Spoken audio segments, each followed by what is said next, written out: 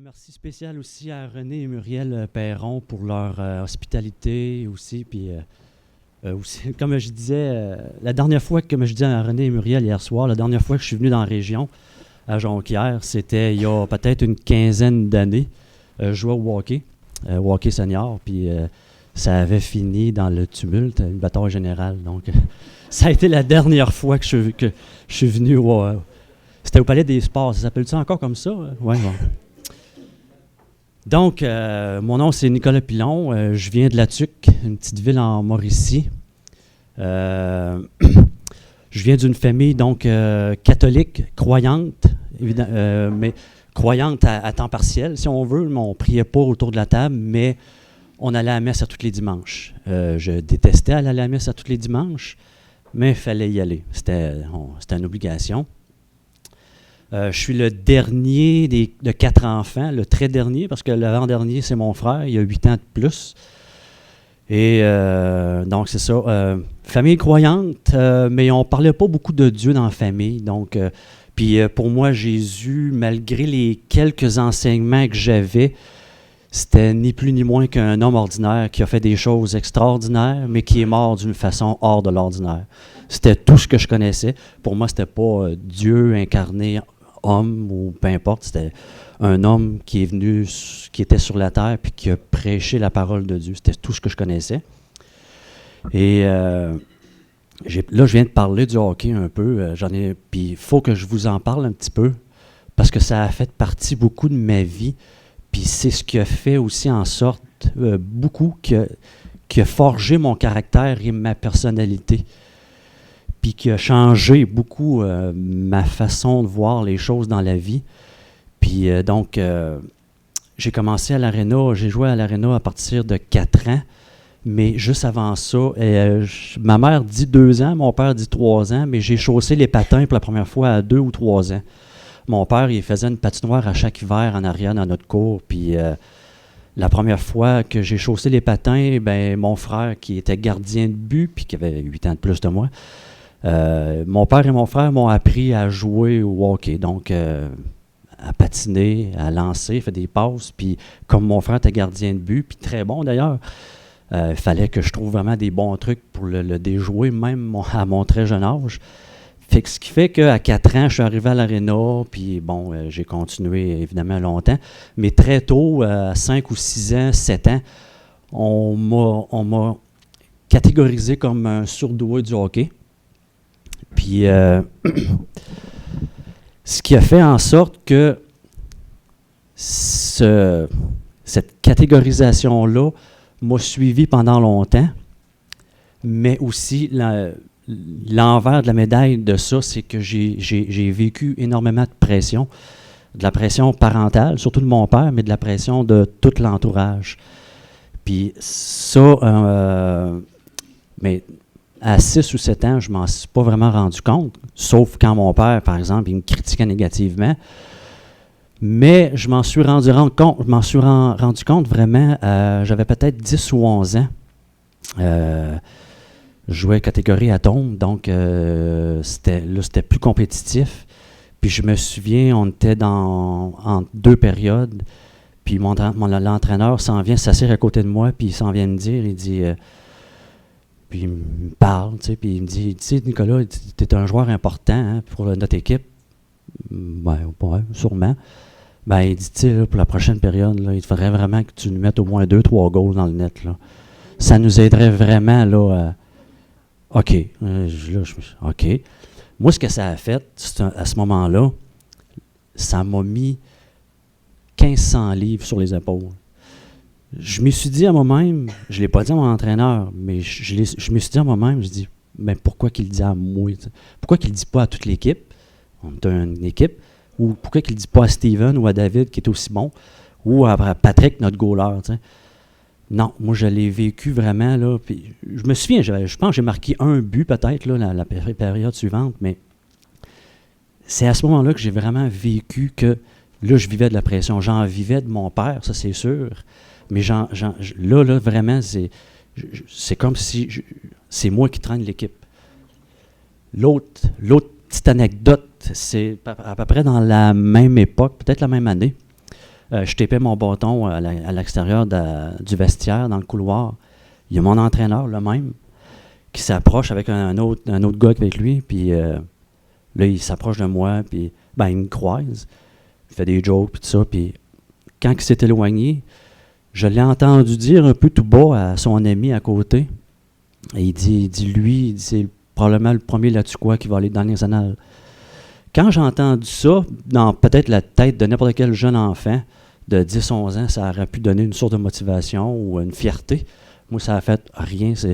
Ça a fait, OK, faut pas que je joue avec, faut pas que je fasse d'erreur, faut pas que je fasse de gaffe, faut que je sois le meilleur, faut que je sois bon tout le temps. Donc, mon père a raison, là.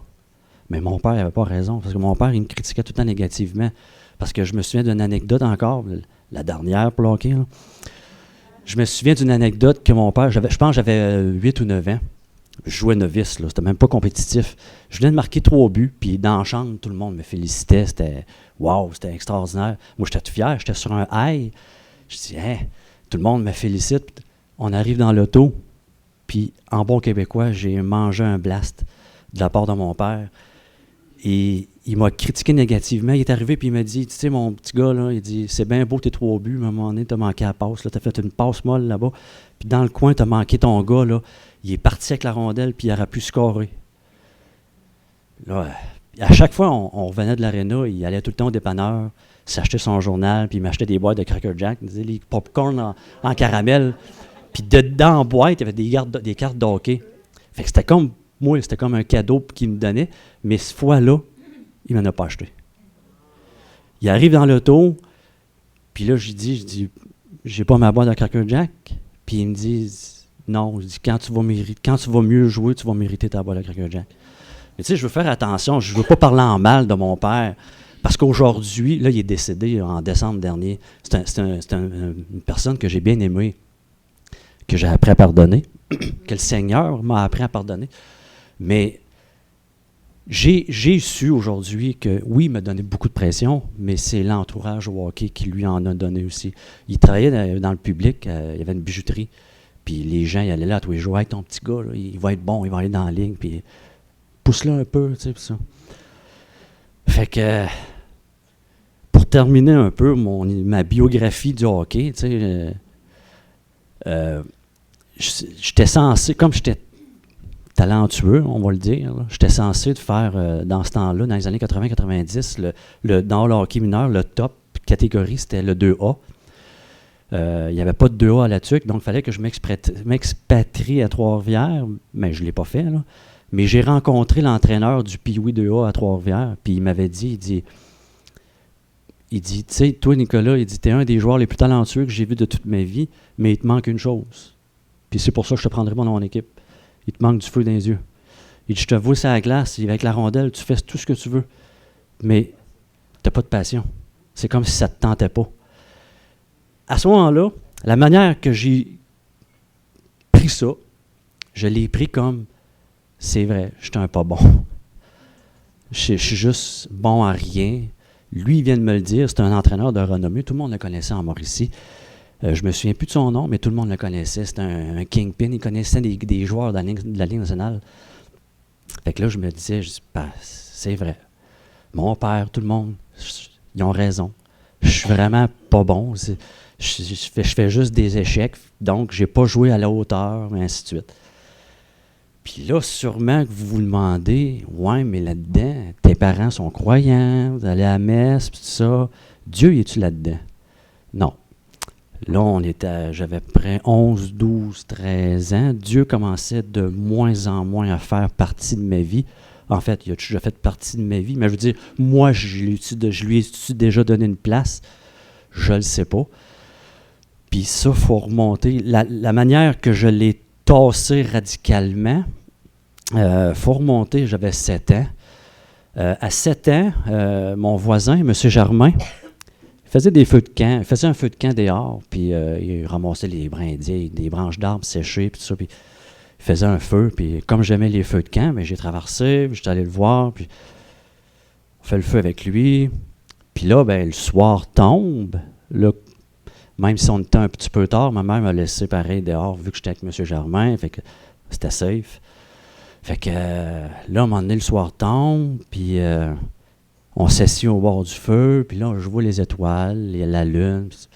Comme un petit enfant de 7 ans, je lui pose toutes sortes de questions. Bon, la lune, c'est quoi? Je sais que c'est la lune, mais puis ça prend combien de temps? Il y avait une échelle sur le bord de son garage, puis il me dit, tu vois l'échelle qu'il y a là, ben, pour aller sur la lune, ça te prend au moins 1 million d'échelles. T'sais. Puis là, l'étoile qu'il y a là, ben, ça te prendrait 1 milliard d'étoiles. Puis là, ah ouais. Il dit, tu sais, là, le soleil, la boule jaune que tu vois le jour, là, ben ça, c'est une étoile, comme toutes les autres que tu vois là. Ah ouais, mais pourquoi sont bleus? Nous autres, je posais toutes sortes de questions. Puis là, il me dit, ça, c'est toutes des étoiles, sauf celle-là. Ça, c'est la planète Vénus, ça, c'est la planète Mars. Ah ouais, où est-ce qu'ils vivent des martiens verts? Oui, c'est ça. Fait que là, ça m'a allumé, là, tu sais, les étoiles, les planètes, ça m'a vraiment allumé, si bien que le lendemain matin, j'ai demandé à mon père, j'ai dit, Père, as-tu des livres sur les étoiles et les planètes? Le mot astronomie, ça faisait pas partie de mon vocabulaire, là. Ah, il dit, je vais aller voir dans ma bibliothèque en bas, viens avec moi, tu sais. Il regarde, mais je ne sais pas si vous vous en souvenez des années 70, il y avait des vendeurs de balayeuses porte-à-porte, là. Mais il y avait des vendeurs aussi d'encyclopédies, des greliers, puis tout ça. Puis c'est pas des encyclopédies pour enfants, là. Il n'y a pas beaucoup d'images là-dedans, là. À part l'encyclopédie sur la biologie humaine, là. Mais ça, fait que, il me donne, là, il regarde, là, oh, un, c'est sur la science physique. Il regarde, le tableau matière, mathématiques. Ah, astronomie. Il regarde la page 330, ça commence là. OK. J'avais 7 ans. Je commence à lire, mais la première page, ça parle de l'atome. Moi, pour moi, atome, c'était une catégorie au hockey. C'était pas un mot scientifique, là. C'était rien, c'était pas une molécule ou je sais pas quoi. Là, ouais, mais moi, je parlais d'étoiles puis de planètes hier. Je me mets à lire, je comprends rien. Je tourne les pages rapidement, puis bon, enfin, il parle des étoiles et des planètes à un moment donné. Mais je me dis, je vais recommencer pareil à la première page, puis je vais lire, là, je vais sûrement apprendre. Mais j'ai rien appris, là. J'avais mon dictionnaire à la rousse à côté, puis le 3/4 du temps, je passais le temps dans le dictionnaire pour comprendre les mots. J'ai dû le lire au moins une dizaine de fois, ce chapitre-là, sans rien comprendre. Mais au moins des fois, quand il parlait du soleil, si bien que j'ai commencé à demander des livres sur l'astronomie. Un des premiers livres que j'ai eu, c'est Une brève histoire du temps de Stephen Hawking. Ensuite, j'ai eu des livres sur, de Hubert Reeves, Carl Sagan, j'ai eu son livre de Cosmos. J'en ai lu beaucoup. Dans chacun de ces livres-là, surtout dans ces années-là, dans les années 80, jamais qu'il parlait, il parlait beaucoup, il mettait beaucoup d'emphase sur la création de l'univers, puis la création de la Terre, des étoiles, puis comment ça s'est créé. Eux, il y avait la réponse, là. C'était des gens très instruits, fait qu'eux, il y avait la réponse. Mais jamais qu'ils parlaient de Dieu. Je ne m'en suis pas vraiment rendu compte, mais quand j'avais 7, 8, 9 ans, tu sais, Par contre, à un moment donné, j'en avais un cours de catéchèse à l'école, puis je me souviens, je pense que c'est 4e ou 5e année, c'était une sœur qui nous donnait, une ancienne sœur, qui nous donnait les cours de catéchèse, puis elle a mis beaucoup d'emphase sur ça, la création de l'univers par Dieu. Adam et Ève, nanana, tout ça. Puis à un moment donné, je me suis dit à moi-même, je dis, ouais, c'est parce que je suis en train de lire des livres, puis ça ne dit pas ça pantoute. Fait que là, ça a commencé à me trotter dans la tête, puis je suis devenu un peu mélangé. Pourquoi qu'eux autres, ils disent ça, puis d'autres disent ça, puis je grandis comme ça, tu sais, puis à 8 ans aussi, à un moment donné, petite anecdote, à 8 ans, ma tante Monique est décédée. Elle avait 39 ans d'un anévrisme au cerveau, puis pour moi, même si j'avais 8 ans, pour moi, mourir, on mourrait vieux, donc de façon normale, ou encore on mourrait tragiquement, soit d'un meurtre, un accident d'auto. Puis je pense que j'avais pas l'impression qu'on pouvait mourir d'une maladie, mais en tout cas, fait que pour moi, quand j'ai appris sa mort, ça a été la consternation totale. Là. Je me suis dit, non, ça se peut pas, là. Avant-hier, je l'ai vu, puis il était pimpante de santé, tu sais. Fait que j'ai commencé, on est revenu de la messe d'enterrement, puis il y avait mon père, on était dans la cuisine, puis il y avait ma mère, puis ma soeur Sylvie. Je commence à poser des questions à mon père, je dis, Ouais, de quoi qu'elle est morte, ma tante Monique, puis il m'explique, puis tout ça, puis blablabla, on commence à jaser. Puis là, j'ai dit ça, là, à un moment donné, je pose la question à 100 piastres. Super! J'ai dit, si Dieu il existe, puis s'il est si bon, pourquoi il a permis que ma tante Monique elle meure? Je me souviens pas de sa réponse, ça fait longtemps de ça. Mais ce que je me souviens, c'est que, prendre un langage de hockey, il patinait. Puis, tu sais, il n'y avait pas de bonne réponse. Mais il bégayait, ça c'est sûr, mais c'est sûr qu'il n'y avait pas de bonne réponse. Mais ça a été une question sans réponse qui m'a hanté pendant longtemps. J'arrive dans l'adolescence, je grandis avec tout le mélange dans ma tête. Dieu commence de plus en plus à pu être là. Bon, j'ai eu ma confirmation, ma communion, ma confirmation, mais j'y allais par obligation. Je lisais rien, je lisais pas la Bible, rien de ça. J'arrive à l'adolescence, 13, 14 ans. Je commence à être un petit peu plus, disons, plus scientifique dans ma tête, là. Puis il est arrivé à un moment donné, là c'est sûr que je suis devenu mélangé, mais de plus en plus je me sentais, surtout à cause du hockey, là, puis tout ce que je vivais à ce moment-là, c'est sûr que je suis devenu un peu incompris dans tout ce que je vivais, dans la frustration aussi, c'est vraiment emparé de moi. Là. À l'adolescence, là, j'étais vraiment un gars frustré. Là.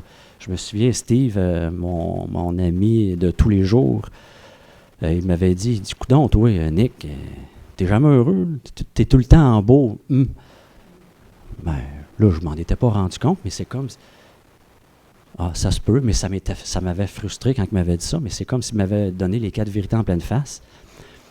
À l'école, au secondaire, on parle beaucoup d'intimidation aujourd'hui. Moi, j'ai pas été victime d'intimidation, c'est moi qui faisais l'intimidation. J'en faisais énormément, beaucoup. Je me souviens d'un gars, Marc-André. C'était épouvantable ce que je pouvais faire subir, mais c'était épouvantable ce que je pouvais faire subir aux gens aussi. Puis tout le monde y passait. Je me souviens, un handicapé en chaise roulante, là, il y passait dans le tordeur. Je pouvais prendre c'était tous des gens faibles. J'ai accroché un jeune à un moment donné dans sa case, puis j'ai fermé la case, puis j'ai barré le cadenas. Ça n'avait aucun bon sens. Mais ça me donnait un sentiment de contrôle, un sentiment de puissance. Mais c'est sûr que je l'avais pas, mais ça me donnait ce sentiment-là. Puis là, il est arrivé un événement que je pourrais qualifier aujourd'hui de tragique. J'avais 15 ans. Puis c'est là que tout a changé. Il y a eu le décès de mon oncle Robert. Il est mort à 41 ans, je pense, ou 45 ans. 41 ans, me semble. Puis il est mort d'une crise de cœur en faisant ce qu'il aimait le plus, en jouant au hockey. Ça ne m'a pas aidé à aimer le hockey plus, mais j'aime le hockey, là. Mais, tu sais, je me souviens d'avoir dit le maudit hockey, tout ça. Puis, on a appris son décès, il était minuit et demi, un samedi soir. Puis, un samedi soir de décembre. Puis, quand que j'ai appris son décès, tu sais, vous savez, dans notre famille, oncle, tante, cousin, cousine, on a tout le temps un préféré. Une tante ou un oncle préféré. Moi, c'était mon préféré. Je ne le démontrais pas souvent quand il était en vie. Même, j'avais plutôt l'impression que je démontrais le contraire, mais c'était lui mon préféré. Lui, il venait me voir au hockey, il m'encourageait, puis tout ça, il était tout le temps là. Il venait me voir même à Shawinigan, en Trois-Rivières, quand on faisait des matchs à l'extérieur. Il venait jouer au hockey chez moi, dans la cour, au baseball aussi. Mais c'était vraiment mon préféré. Mais quand il est mort, j'ai pas eu aucune émotion. J'ai pas été triste, furieux, j'ai pas ri. Rien. C'est comme si on m'avait appris que demain, il va faire beau. C'est tout ce que je m'en suis pas rendu compte sur le coup. C'est le lendemain matin. Là, il y avait des tantes, des oncles qui étaient là, puis avec ma mère, mon père. Puis là, ils se remémoraient mon oncle Robert, les bons coups, les bons moments. Des fois, ça pleurait, d'autres fois, ça riait. Puis là, à un moment donné, je me suis dit, pourquoi je participe pas? Pourquoi je parle pas? Pourquoi je dis pas? Pourquoi je ris pas avec eux autres? Pourquoi que je pleure pas avec eux autres? Pourquoi j'ai rien? J'ai aucun sentiment. Pourtant, je l'aimais, lui. C'était mon préféré, là. Mais là, il n'est plus là. Fait que là, on arrive... la même semaine, il y a le salon mortuaire, le service. Aucune émotion. Tout le monde vient nous donner les sympathies. Rien. Pas en tout. C'est le dimanche. On arrive à l'église pour... on appelle ça une messe d'enterrement ou quelque chose de genre. Quand on arrive dans le stationnement de l'église, c'était à son église à lui.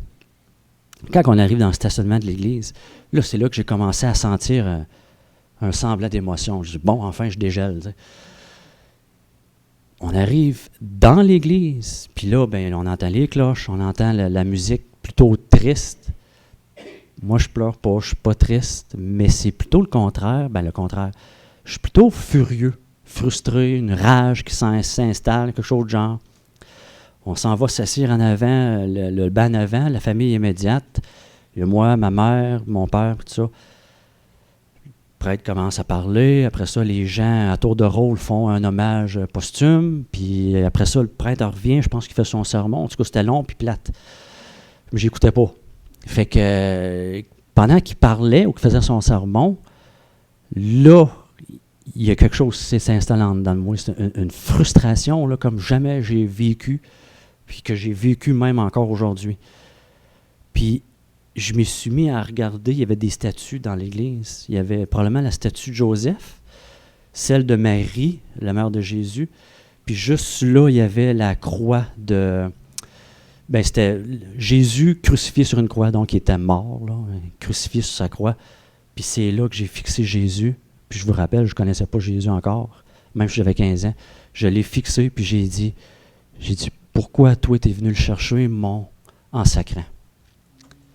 À partir de ce moment-là, j'ai tout le temps fixé la croix, puis j'avais de la rage en dedans. C'est comme si je voulais leur crucifier une deuxième fois.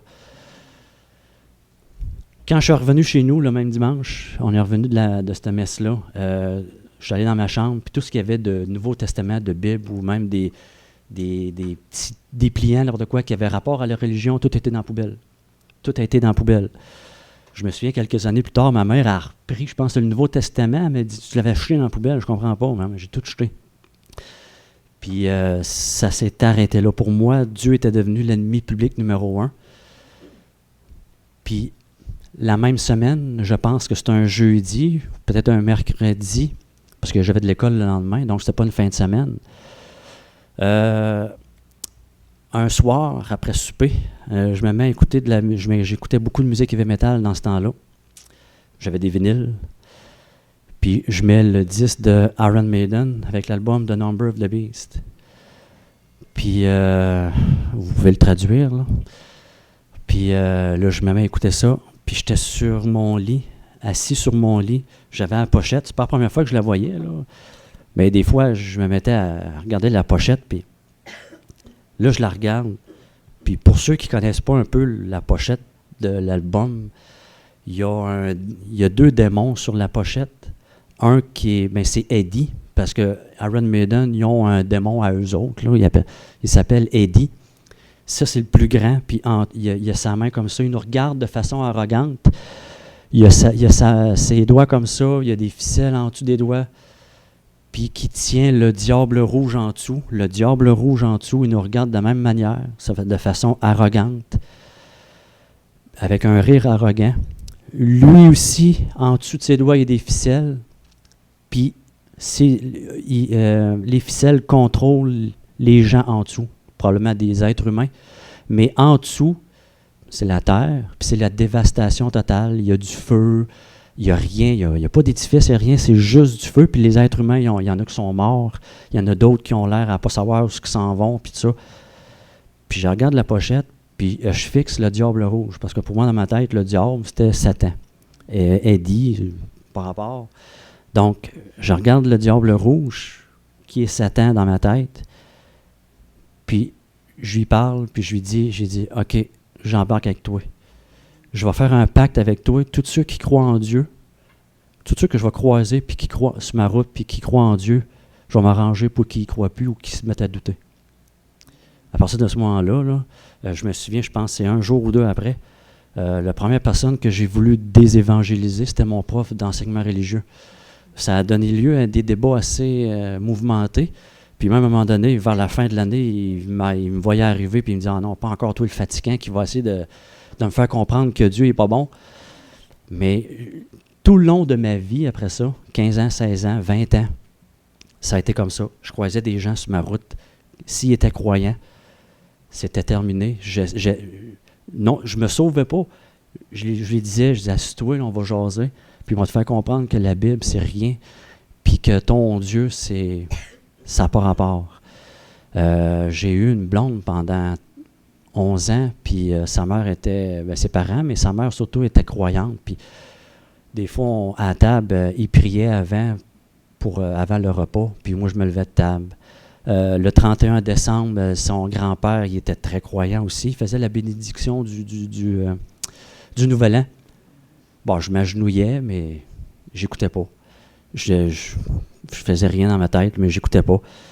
Fait que, à partir de ce moment-là, évidemment, là, je suis devenu... Mais quand j'ai... Pour moi, là, pourquoi j'ai choisi d'embarquer dans la gang de Satan, si on veut, c'est parce que pour moi, Dieu, c'était un flambeau. C'était comme ça que je le voyais. Puis Satan, c'était le gars avec les gros bras, puis qui va te tasser le chemin, puis qui va te faire un beau chemin toute ta vie.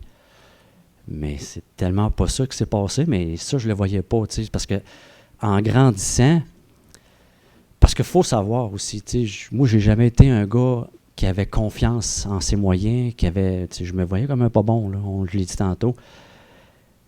Puis moi, ce que je voulais toute ma vie, c'était d'avoir confiance en moi, tu sais, d'arriver puis de me dire, d'être fier de quelque chose que je fais.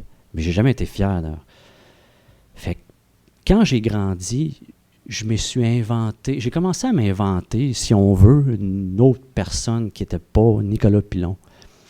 Donc, je suis devenu menteur, puis par la force des choses, parce que je voulais contrôler mon environnement, je suis devenu un manipulateur. Ça, évidemment, ça c'était pour me créer une carapace, un personnage qui, lui aussi, me donnait un sentiment de fierté. Un sentiment d'être un gars en pleine possession de ses moyens, fier, un grand homme avec un G majuscule, mais aux yeux des autres. Parce que je me disais, j'ai dit, si je donne une image comme ça aux autres, ben au moins, ça ne paraîtra pas que j'étais un pas bon. T'sais. Parce que moi, intérieurement, je le savais que j'étais un pas bon. Sauf que, à force d'embarquer dans ce monde parallèle-là, j'ai quasiment commencé à croire à ce gars-là, qui était un autre Nicolas, là, je le répète. Là. Mais plus j'embarquais dans ce personnage-là, ou ce carapace, ce caractère-là, plus ma confiance diminuait. Donc, puis je le savais, je le voyais. Moi, je faisais ça pour rehausser ma confiance. Je me disais, bon, ben si les gens sont fiers ou ils voient une image d'un gars en pleine confiance, ben peut-être que ça va m'en donner. Mais ça faisait le contraire. Plus j'embarquais là-dedans, plus ça diminuait. Donc, ce que je faisais, je redoublais d'ardeur pour essayer de rehausser encore plus ma confiance, mais ça faisait tout le contraire. Puis là, ben, on va vous poser une petite question. Hein. Savez-vous pourquoi je suis embarqué là-dedans? Je l'ai expliqué, mais savez-vous qui m'a embarqué là-dedans? Il y a un homme qui l'a expliqué, c'est Jésus. Il l'a expliqué à ses apôtres, puis aux gens qui l'ont... Puis il dit, vous avez pour père le diable, et vous voulez accomplir les désirs de votre père. Il a été meurtrier dès le commencement, et il ne se tient pas dans la vérité. Je vous rappelle que je faisais tout le temps des mensonges, parce qu'il n'y a pas de vérité en lui. Lorsqu'il profère le mensonge, il parle de son propre fond, car il est menteur et le père du mensonge. Ça, je l'ai vu plus tard, quand j'ai commencé à lire la Bible. Mais je le voyais pas là. Donc, tout ce faux personnage-là que je m'étais créé, carapace, caractère, ça m'a emmené dans des chemins assez rocailleux. Évidemment, plus tard, moi et ma conjointe de l'époque, après 11 ans de vie commune, on s'est laissés. Et là, je suis tombé tout seul pour la première fois dans ma vie. Parce que quand j'ai quitté la TUC pour Québec, en 2000, donc à l'âge de 21 ans, ben, j'ai quitté mes parents. Donc, j'ai quitté avec ma blonde de l'époque de la TUC aussi. On est parti à Québec. Mais quand elle est partie, là, je suis tombé tout seul pour la première fois de ma vie. C'est comme si je sautais d'un édifice de je ne sais pas combien d'étages, puis je tombais dans le vide sans fond. Puis là, je me suis dit, hey, là, t'es tout seul, mon grand. Là, il faut que tu fasses de quoi? Là, t'es tout seul. T'as plus personne, t'as plus beaucoup d'amis. Tu n'as jamais eu beaucoup d'ailleurs. T'es fait à fuir. Fait que là, pour te faire des amis, il faut que tu mettes la pédale au fond. Fait que j'ai continué là-dedans, mensonges, manipulation, puis tout ça, à me créer. Je me rencontrais des nouveaux amis. En fait, dans ce temps-là, j'ai pas eu d'autres blondes, là, à part ma conjointe qui est devenue mon épouse. Mais je faisais plutôt des conquêtes d'un soir. Puis pour avoir des conquêtes d'un soir, ben c'est sûr que, excusez le terme, il fallait que je bullshit, là, c'est sûr. Donc, je continuais de plus belle dans mon petit personnage stupide. Puis, tout ce monde-là m'a emmené à commettre des actes, c'est sûr, répréhensibles, dont un délit criminel qui m'a valu être sous enquête policière. Puis, quand j'ai appris cette nouvelle-là, que j'étais sous enquête policière, on était un dimanche soir. Ça arrive souvent le dimanche, mes affaires. Hein. On était un dimanche soir, puis quand j'ai appris la nouvelle, là, ça a fait l'effet d'une bombe atomique. Puis là, je me suis dit à moi-même, je dis, oh, non. Il n'y a pas de police qui va entrer dans ma vie, impossible, je ne ferai pas de prison, je ne veux pas avoir mon nom dans le journal ou quoi que ce soit. Non, il faut que je fasse de quoi. Puis là, je me remémorais ce qui m'a amené là. Je prenais conscience un peu que, ouais, mais c'est parce que tu te courais après, là, on s'entend, là. Là, je m'ai commencé, mais je ne m'aimais pas, c'est sûr, mais j'ai commencé à m'haïr, mais vraiment, là. Puis là, c'est là qu'à un moment donné, je me suis dit, ce dimanche soir-là, j'ai dit, mais t'es rendu nulle part, là.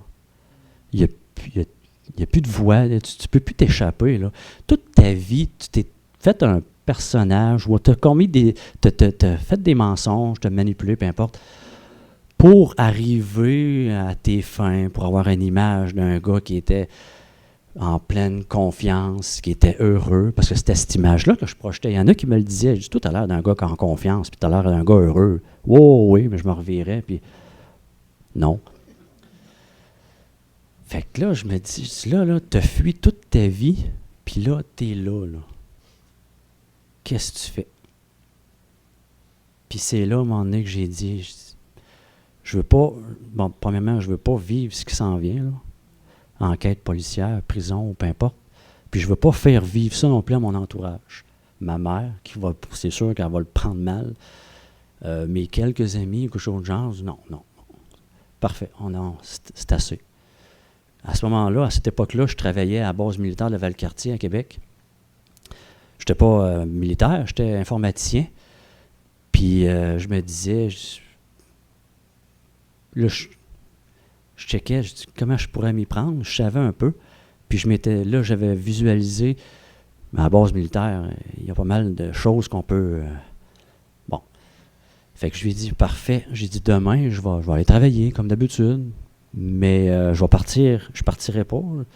Je vais attendre que tout le monde parte, puis j'ai spoté des affaires, là, puis tout ça. Puis le lendemain, probablement ils vont me voir, Fait que pour moi, c'était terminé.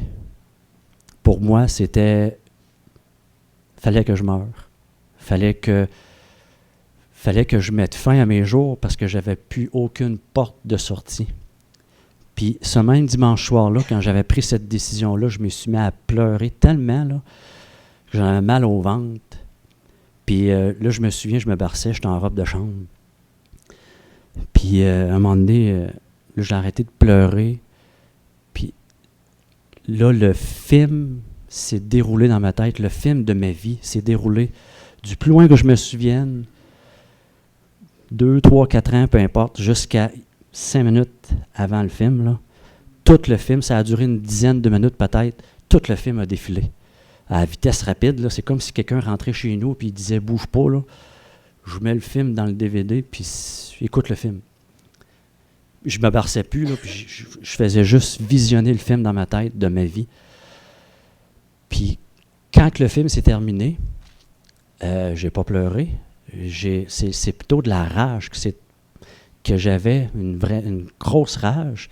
Puis je me suis vu comme vraiment un profond dégueulasse pour tout ce que j'ai fait. Je me suis vu vraiment comme un gars vraiment dégoûtant, là, profondément. À tel point que il y a une image aussi qui s'est passée. Ben, je veux dire, je me suis vu, c'est comme si, après le film, là, s'il y aurait eu un autre Nicolas qui aurait sorti de mon corps, ou encore un autre Nicolas Pilon qui était devant moi, la seule affaire que j'aurais voulu y faire à ce moment-là, là, c'était de prendre un bat de baseball et de le frapper jusqu'à ce que la mort s'en suive. Mais juste de le voir agoniser. Pas prendre un gun puis de le tuer puis de le voir mourir d'une claque. C'était vraiment de le voir agoniser. Puis c'était drôle. Ben non, c'est pas drôle, mais c'était bizarre parce que dans ma tête, j'avais plaisir de le voir agoniser. Puis je me disais, enfin, t'as fini, mon espèce d'imbécile, quelque chose de genre. Fait que là, après ça, après ça, j'ai eu pitié de moi. Parce que là, je me voyais à terre en train d'agoniser, puis là, j'ai vraiment eu pitié. Je me suis mis à pleurer sur mon sort. Puis c'est là que j'ai dit à voix haute, j'ai dit, s'il y a quelqu'un qui m'entend, qui fasse de quoi, parce que c'est sûr que je ne serai pas capable de passer au travers des épreuves qui s'en viennent. C'est sûr, je me connais, là. Peu importe la petite épreuve qu'il y avait dans ma vie, au travail, à l'école, je choquais, je m'effoirais à terre. Puis là, ben, faire face à la justice, aux polices, peut-être la prison, je ne sais pas quoi, oublie ça. C'était une épreuve qui était impossible pour moi. Fait que j'ai dit ça à voix haute. Là, il était rendu, je ne sais pas, 10, 11 heures le soir. J'ai dit, bon, ben là, je vais aller me coucher. Puis je vais me relever demain, puis je vais faire ce que j'ai à faire, là, pour la dernière journée. Fait que comme à chaque soir, à cette époque-là, je mets la radio en me couchant tout le temps. Dans ce temps-là, je mettais ça à Québec 800 AM, anciennement CHRC pour les plus vieux. Puis je mettais tout le temps ça à ce poste-là. J'écoutais les émissions le soir, même la nuit des fois. Puis je laissais ça toute la nuit. Même en cadrant pour 6 heures, comme d'habitude. Puis je réussis à m'endormir, oui et non. Fait que je me réveille le lendemain matin à 5h24 précisément, parce que j'ai une chose digitale. Puis là, je regarde l'heure, bon, 5h24, parfait, il me reste encore une demi-heure pour dormir. Mais avec ce que j'avais pensé la veille, puis la mauvaise nouvelle, c'est sûr que je ne me suis pas rendormi tout de suite. Puis là, c'est là que je me suis dit, ouais, c'est vrai, c'est mon dernier matin. T'sais. C'était vraiment clair, net et précis dans ma tête. Ça fait que je mijote ça encore. 5h30 commence. Il y a une émission de radio qui commence, puis c'est la parole vivante. Puis là, là, je me suis dit à moi-même, je disais, ah non, en sacrant. J'ai dit, pas encore une maudite émission de religion, mais trop fatigué, trop lâche pour la fermer, la radio, je laisse aller. Donc, 5h30, puis là, au début, il commence à dire le sujet du jour. Et le sujet du jour, c'était comment faire face aux épreuves. Quand j'ai su ça, puis là, je vous le dis, c'est un gars très rationnel qui aime voir et toucher pour croire. Là. Quand j'ai su ça, là, j'étais complètement figé dans le lit. C'est comme s'il y avait des gens ou je sais pas quoi qui m'avaient pris les bras et les jambes puis m'ont dit, sans force, là, bouge pas puis écoute. Puis j'ai écouté. Tout le long de la mission, j'ai tout écouté. Dans cette émission-là, il parlait de Job, ce qu'il a vécu. Il avait tout perdu, puis tout ça, puis il a réussi à revoir, à un moment donné, même encore plus. Puis ils ont parlé beaucoup, beaucoup de Jésus-Christ. C'est là que j'ai appris à connaître Jésus-Christ. Je ne le connaissais pas avant. On était rendu, j'avais 32 ans, là. Je ne le connaissais pas en décembre 2009. Je ne le connaissais pas encore, Jésus. Puis c'est là que j'ai appris qu'il est mort pour nous autres, pour moi, ça la croix, s'est sacrifié pour moi. Puis il est mort à ma place. Puis là, c'est là que j'ai appris à le connaître. Là, l'émission finie. Je prends les coordonnées en note, pas le numéro de téléphone, mais je prends le site Internet. Comme j'étais informaticien, c'était plus facile pour moi de prendre le site Internet en note, espoir.ca. Fait que là, je défige à 6 heures. Je continue à vaquer mes occupations, déjeune, prends mon café. Tranquillement, pas vite, je retombe à sombrer dans mes idées suicidaires. Ça a repris la place. Puis là, j'ai recommencé à dire, ouais, c'est vrai, OK. On en finit là, regarde, c'est bien beau l'émission, là, mais on en finit là. Puis là, je me souviens, comme à chaque matin, à ce moment-là, j'avais un auto qui partait pas tout le temps à moins 10, moins 15, là. Donc, je checkais la météo, puis il faisait genre moins 30, là. Là, j'ai dit, OK, je vais partir 10 minutes avant pour partir mon auto, tu sais. Puis, j'étais tellement retombé dans mes idées suicidaires que j'ai embrassé ma chatte sur son front. Ma chatte s'appelle Pookie, puis j'ai dit à ma chatte, j'ai dit, bon, ben, bye, Pookie, ça se peut que papa ne revienne pas. Fait que je sors dehors. Là, le froid dehors était vraiment saisissant, là. Mais en marchant dehors, c'est là que j'ai commencé à entendre des oiseaux chanter. Pourquoi j'en parle?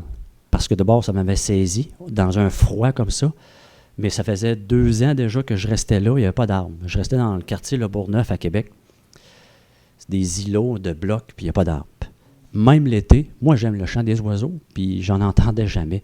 Je trouvais ça de valeur. Puis même l'été, je n'entendais pas. J'ai resté là, 3 ans, par après encore. Puis quand ça s'est arrivé ce matin-là, le chant des oiseaux, le petit gars rationnel est revenu, puis là, je regarde, mais ouais, mais ils sont où? J'en vois pas nulle part. Il n'y a pas d'arbres, mais j'en vois pas. Les jours, les semaines, puis les mois suivants, même l'été, j'ai essayé d'entendre des oiseaux, je n'en ai jamais eu. Je l'entendais des fois au loin, là, il y a un sapin, mais c'est très loin, puis on les entend en sourdine. Mais dans mon coin, jamais. Ça peut être n'importe quoi, mais moi, je suis arrivé dans l'auto, j'ai déposé ma mallette sur le côté passager, je m'étais affaissé, je n'ai même pas parti mon auto qui était le but de... Puis là, j'ai fait, OK, je pense qu'il était en train de se passer de quoi. Les oiseaux, ça n'a pas rapport, là, il fait moins 30, là, il n'y a pas d'arbres. Pourquoi ils chantent? Ils n'ont jamais chanté, ça fait 2 ans que je reste ici. L'émission de radio en même temps, c'est quoi qui se passe à matin, là? À chaque matin, je faisais la même routine, puis j'entendais jamais d'oiseaux. Puis j'entendais jamais l'émission. Je ne connaissais pas l'émission La Parole Vivante. Jamais écouté. Jamais. Des fois, à TV, je pitonnais, puis je pognais Télémag, puis là, je voyais, OK. Mais sans plus. Puis là, je me suis dit, c'est-tu Dieu des fois, tu sais? C'est là que je me suis posé la question. Puis là, à un moment donné, là, je dégèle encore, là, je pars le tour, puis là, je m'en vais, puis tout le long du trajet, je n'avais au moins pour une demi-heure, je me rends jusqu'à Valcartier. Tout le long du trajet, je me suis dit, c'est-tu Dieu? Je me suis tout le temps posé cette question-là, tout le temps, toute la journée. Puis, j'étais tellement rendu à un moment donné, ça m'avait tellement frappé tout ce matin-là. Là, j'avais plus d'idées suicidaires. C'était terminé. Cette journée-là, là, c'est... Non. Parce que moi, je me suis dit, si c'est Dieu, il faut que j'aille des réponses à quelque part. Il faut que je... Fait que là, j'appelle mon boss. C'était à l'heure du midi. J'ai dit, parce qu'on était dans un bureau pas mal plus éloigné. Fait que j'ai dit, cette semaine-là, il n'y a pas grand travail. Hein? Non, les militaires sont en vacances, tout ça. Parfait, je prends des vacances pour le reste de la semaine. Ah ouais, pas de problème. J'arrive chez moi dans l'après-midi, je m'en vais sur espoir.ca, comme de fait. Puis je réponds à un sondage. Croyez-vous en Dieu? Oui et non. Lisez-vous la Bible? Non. Êtes-vous de quelle religion? Je n'ai pas. Avez-vous déjà lu la Bible? Non, jamais. Puis, toutes des questions comme ça. Je clique sur envoyer sur Internet, là. 2 jours après, j'ai une réponse du sondage, mais juste avant, là, après avoir répondu au sondage, je continue à naviguer sur le site. Puis après ça, je m'en vais sur Google, je tape sur Église Charlebourg ou, tu sais, pas loin. Bon, je tombe sur toutes sortes de sites, mais pour moi, je ne connaissais aucune religion dans ce temps-là, à part le catholicisme. Puis pour moi, il y avait 2 religions dans le monde, c'était le catholicisme puis les témoins de Jéhovah. Je ne voulais pas aller là, je voulais rester sur ce que je connaissais, le catholique. Fait que je tombe sur le site officiel des catholiques, puis sur le site, on peut faire une recherche des églises pas loin en tapant notre adresse ou quelque chose de genre. Fait que je tombe sur l'église Saint-Charles-Borromée, qui est à 5 minutes de chez moi. J'appelle le presbytère, puis c'est une madame qui me répond, puis je dis, y a-tu des messes pas loin? Ben, il y en a tous les jours, à 7h30 le matin, puis... sauf le jeudi, puis il y en a le samedi à 4h, le dimanche, nanana. Bon, ben parfait, je vais être là demain. La madame avait l'air... Fait que je suis là le lendemain à Saint-Charles-Borromée. La première fois, c'est la première fois que j'allais dans une église depuis, je pense, l'âge de 15 ans. J'y ai retourné, je pense, j'avais 20 ans. C'était pour un mariage. Mais je n'ai jamais retourné dans une église par la suite. Après mon pacte avec l'autre père là, du mal. Puis, j'arrive à Saint-Charles-Borromée, il y avait 3 personnes, moi puis 2 autres madames. Fait que je m'assis sur le dernier banc en arrière. Je me suis dit, je ne retournerai pas en avant, t'as coup que, t'sais.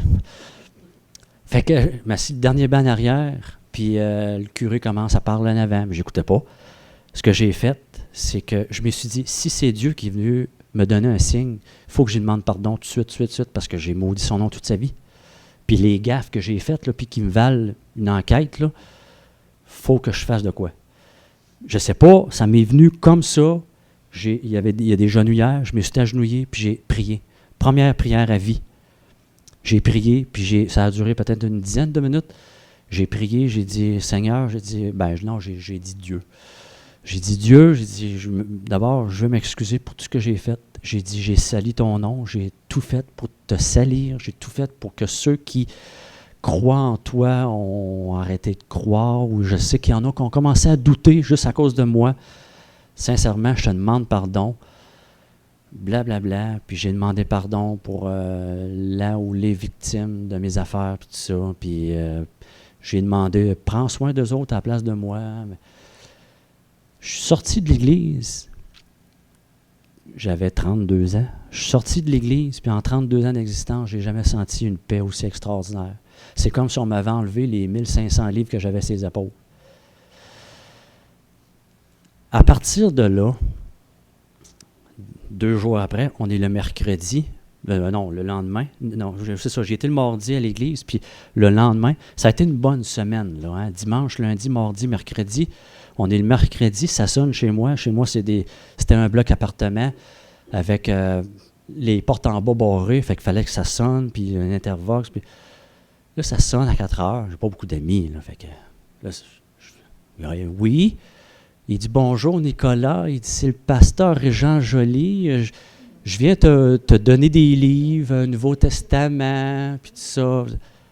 Ouais, OK. J'ai vu que tu as répondu à un sondage, puis je me faisais un devoir de rencontrer les gens du quartier.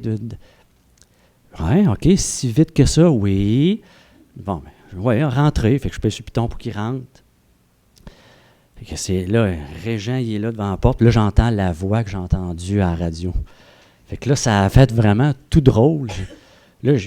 Ça a été la première chose que je lui ai dit. J'ai dit, c'est drôle. J'ai dit, là, je vous entends live, mais je vous ai entendu à la radio. Puis là, j'ai raconté rapidement, sa femme l'attendait dans l'auto, mais j'ai raconté rapidement comment est-ce que le Seigneur est venu me chercher juste cette fois-là. Mais on a eu un rendez-vous ensemble. Le lundi suivant, il est venu chez moi. Puis,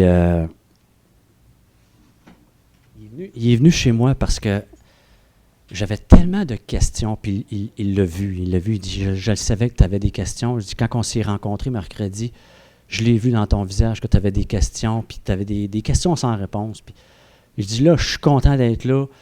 Il avait la Bible dans les mains, puis il me dit, c'est quoi tes questions? Puis j'avais plein de questions.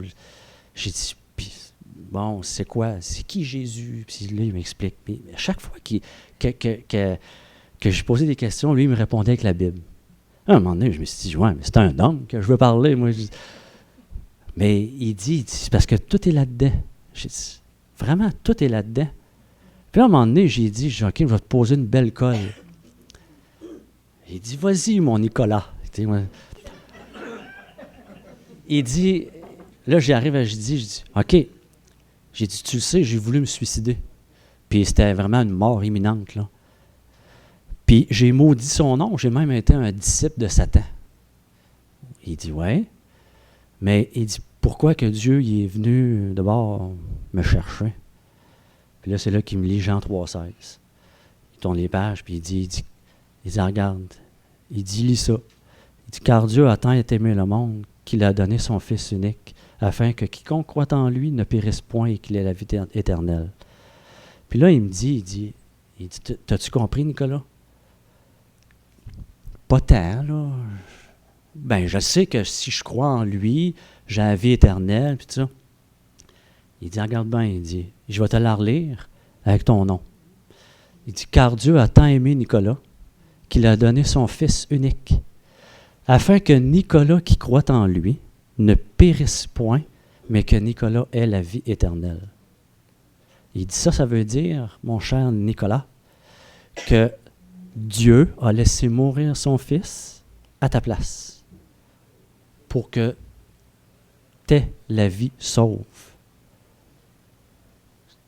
J'ai dit, moi, je voulais m'enlever la vie, là. Je voulais me tirer une balle ou me pendre. C'est ça que je voulais faire. Puis toi, tu es en train de me dire que Dieu, il m'aime tellement qu'il est venu me chercher, même si j'ai maudit son nom toute sa vie. Il dit oui. Il dit c'est ça. Il dit c'est ça l'amour de Dieu.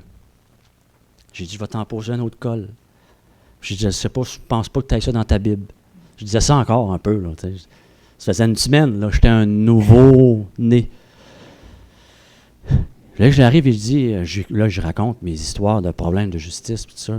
Mais là, tu sais que je suis en enquête policière, puis tout ça. Puis je risque la prison, la culpabilité, la culpabilité, puis tout ça. Qu'est-ce que Dieu dit dans ça, là-dedans? Il est là, il tourne la page, puis il s'en va me lire Romains 8.1. Il dit, lis ça. Il dit, il n'y a maintenant aucune condamnation pour ceux qui sont en Jésus-Christ. Et puis il me dit, remplace ceux par ton nom.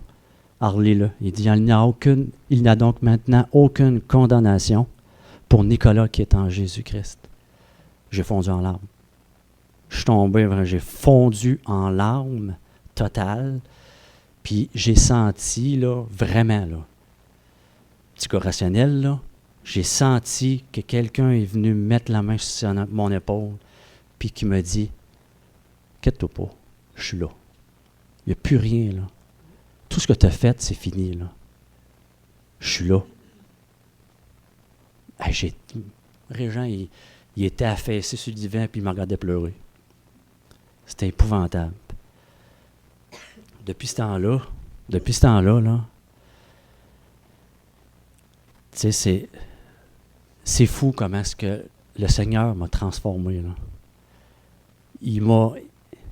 Là, j'ai plus de personnage. Je veux dire, puis c'est tellement le fun, là. Tu sais, je veux dire, j'ai plus à me convaincre de quoi que ce soit. J'ai juste à marcher avec le Christ dans mon cœur, le Seigneur. J'ai pu, même avec des amis, des collègues de travail, j'ai pu à montrer qui je ne suis pas. Je suis un enfant de Dieu, tout simplement. Puis,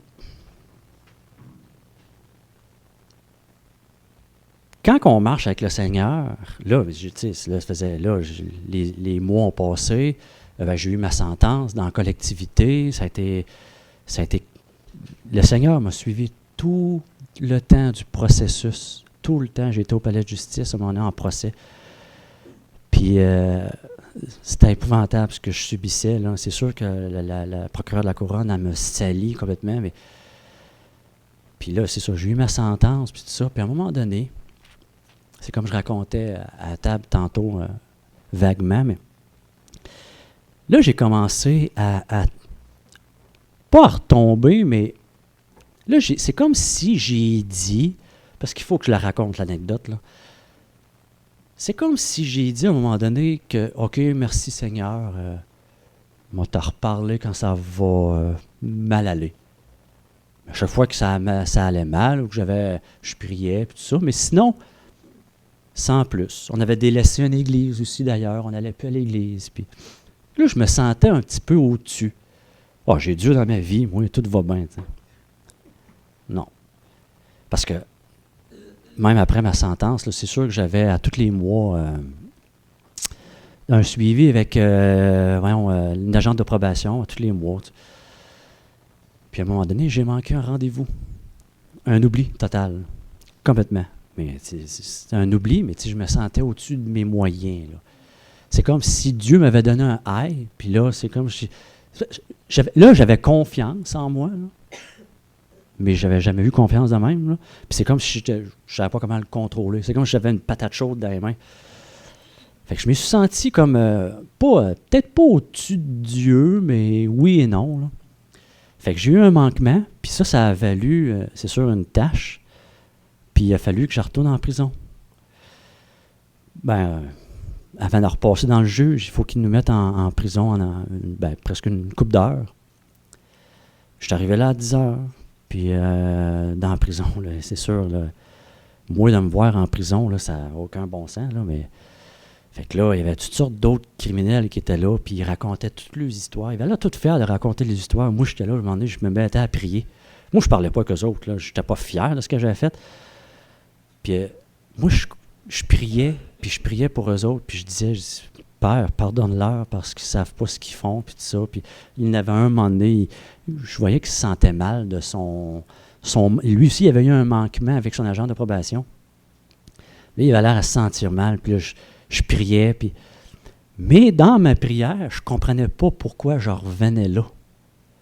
Pourtant, j'ai compris, Seigneur, je suis avec toi à cette heure. J'ai été converti à toi, puis je lis la Bible de temps en temps.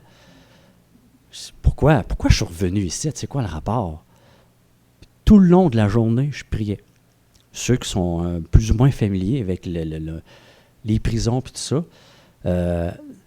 on passe devant le juge durant la journée, mais à 4 heures, le juge, il ne fait plus de procès. En tout cas, on ne passe plus devant le juge. À 4 heures, c'est fini. Puis on s'en va en prison à Orsainville pour la nuit. Puis on repasse le lendemain devant le juge. Si on a repassé devant le juge. Mais là, moi, je m'étais là. Je dis, non. Je ne peux pas aller passer une nuit en prison. Non. Je priais. J'ai dit, Seigneur, pourquoi je te cite? Pourquoi tu me ramènes là? Là, je voyais. Là, à un moment donné, il nous change de cellule. Parce que on est plus proche de la sortie pour aller dans l'autobus, pour aller passer la nuit à Orsainville. Fait que là, tous les autres étaient habitués, c'était des habitués dans la prison, puis là, dans la cellule, fait qu'ils disaient, on va aller passer la nuit là, c'est sûr. Là, on ne repasse pas dans le juge, il est rendu 3 heures, il est rendu 3h15, il est rendu 3h20. Seigneur, qu'est-ce que je fais ici? Pourquoi je suis encore là? Je ne peux pas passer la nuit en prison. Pourquoi tu m'amènes là? Pourquoi tu me ramènes ici? Je suis ton enfant? Puis à un moment donné, j'ai allumé. J'ai dit, c'est beau, Seigneur, j'ai compris.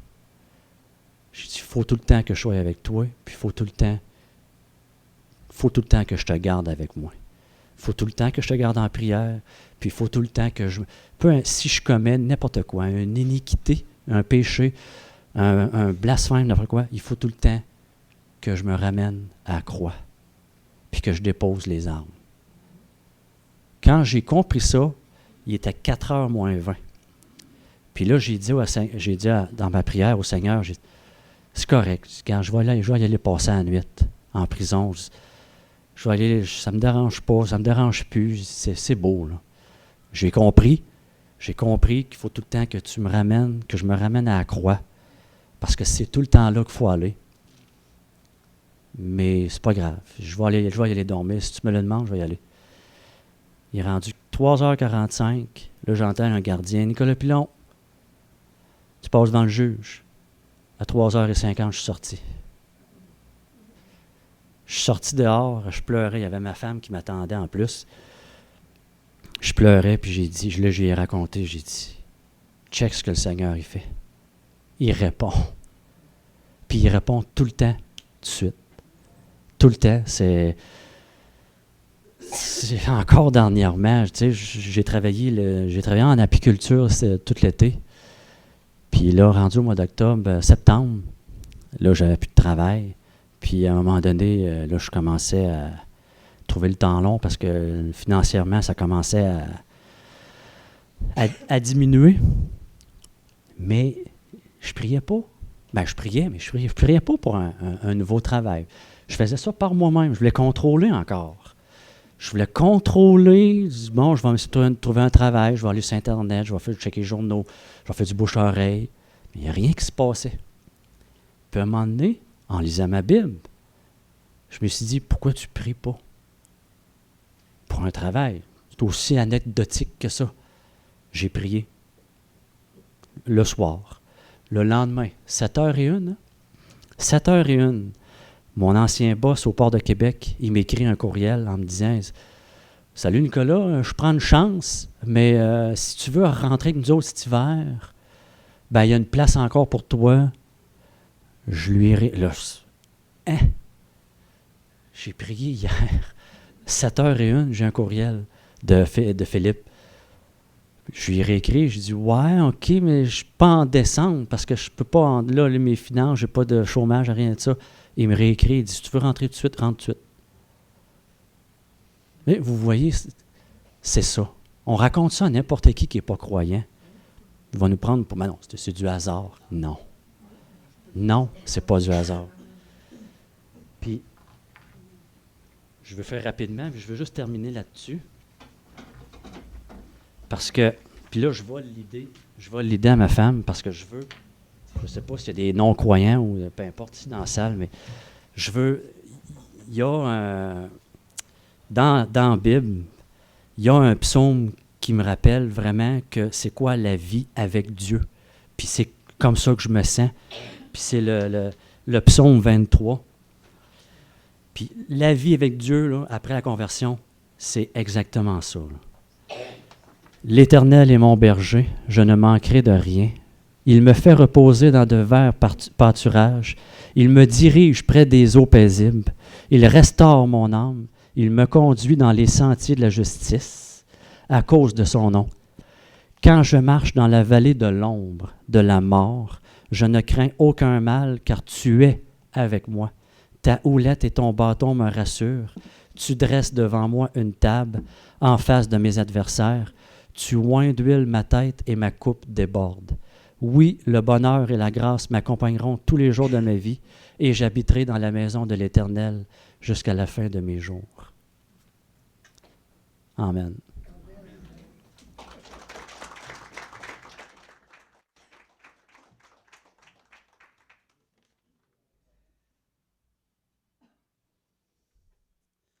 Quel beau